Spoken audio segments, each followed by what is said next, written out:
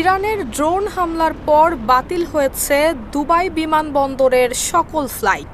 হামলায় বিশ্বের বৃহত্তম এই বিমানবন্দরে বড় অগ্নিকাণ্ডের ঘটনা ঘটে। ফায়ার সার্ভিসের কয়েক ঘন্টার প্রচেষ্টায় নিয়ন্ত্রণে আসে আগুন। এই ঘটনার পরপরই সব ফ্লাইট বাতিলের আদেশ দিয়েছে দুবাই বিমানবন্দর কর্তৃপক্ষ। গরমে আরাম নিয়ে হবে না হাহুতাশ, ঘুরলে পরে ওয়ালটন ফ্যান বাতাস আর বাতাস। দুবাই প্রশাসনের জনসংযোগ দপ্তরের পক্ষ থেকে দেয়া এক বার্তায় বলা হয়, ইরানের বিস্ফোরকবাহী ড্রোনের আঘাতে দুবাই বিমানবন্দরের একটি জ্বালানি ট্যাঙ্কে বিস্ফোরণ হয় এবং তার জেরে বিমানবন্দরের বড় এলাকা জুড়ে আগুন ছড়িয়ে পড়ে।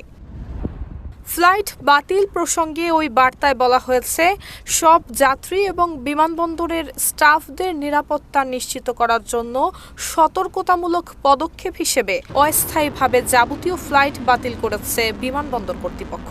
এছাড়া বাতিল হওয়া ফ্লাইটের যাত্রীদের তাদের এয়ারলাইন্সে যোগাযোগ করে পরবর্তী ফ্লাইটের সময়সূচি জেনে নেয়ার অনুরোধ জানায় কর্তৃপক্ষ।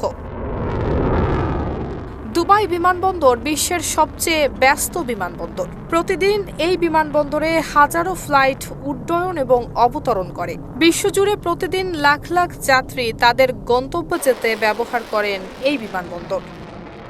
নুসরাত জাহান মেহেক, ঢাকা পোস্ট।